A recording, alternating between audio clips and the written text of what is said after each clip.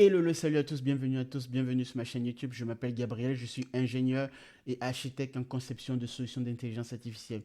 Je vois ici et là des vidéos qui en parlent de l'intelligence artificielle, mais toujours est-il que des notions autour de l'intelligence artificielle, selon moi, ne sont pas assez bien expliquées. Je vais vous expliquer, restez-y à la fin de cette vidéo qui sera néanmoins très courte. C'est la raison pour laquelle je la fais de manière très courte, pour que vous puissiez comprendre qu'est-ce que c'est que l'intelligence artificielle, avec un exemple très simple que vous avez déjà pu expérimenter dans le passé. Alors, sans plus tarder, commençons. Alors, qu'est-ce que c'est l'intelligence artificielle? L'intelligence artificielle, prenons un exemple très simple dans le système éducatif. Par exemple, lorsque vous étiez en classe de terminale, ça peut être n'importe quelle classe d'ailleurs, mais disons cette classe-là au lycée, vous avez trois temps dans la mise en place d'un système d'intelligence artificielle, trois séquences assez très importantes, notamment la première phase qui est la phase d'entraînement, où on va permettre au modèle de comprendre ce que il fait en question. Donc, il va être capable de pouvoir apprendre sur la problématique sur laquelle on aimerait qu'il puisse en apprendre, pour qu'il puisse être autonome par la suite. Après cette phase, il y a la phase de généralisation, où cette fois-ci, on va mettre le modèle en condition dans un environnement bien précis. On va le lâcher dans l'environnement et c'est à lui de se débrouiller pour qu'il puisse nous en apporter la preuve qu'il est capable de se débrouiller par lui-même. Et par la suite, on va corriger les éventuelles erreurs qu'il a pu faire. Donc, on va l'ajuster pour qu'il puisse ainsi de suite, dans une boucle rétroactive, être capable d'en avoir plus d'autonomie. Voilà donc les trois phases très phares dans la mise en place d'un système d'intelligence artificielle.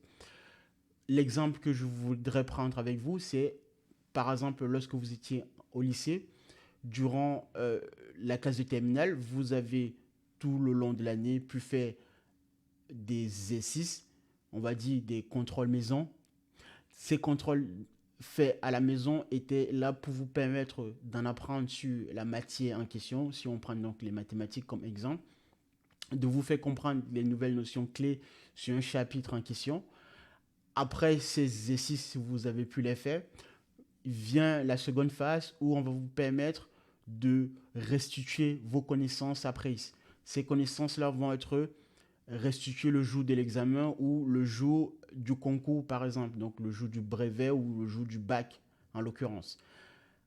Une fois l'examen passé, on va corriger. La correction sera faite par vos pairs, donc vos professeurs qui vont apporter des notes sur l'ensemble des connaissances que vous avez pu restituer.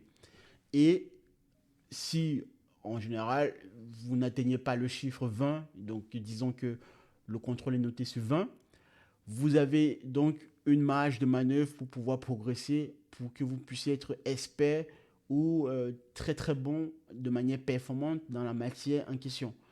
Voilà donc la phase d'ajustement. Vous prenez tout l'ensemble de ces trois processus que vous mettez dans une boucle rétroactive. Ça vous permet d'être spécialisé dans un domaine bien précis. Je m'arrête là. Dites-moi en commentaire, bien sûr, si vous n'avez pas assez compris en quoi consiste l'intelligence artificielle. Et bien sûr, ça, c'est vraiment l'idée globale. Après, dans la mise en œuvre de comment est-ce qu'on y arrive au fur et à mesure, c'est toute une autre question que l'on verra dans la prochaine vidéo. Mais sur ce, je m'arrête là. Abonnez-vous et likez surtout. Partagez, bien sûr, cette vidéo à un plus large public. Je m'arrête là. Je m'appelle Gabriel. Je suis concepteur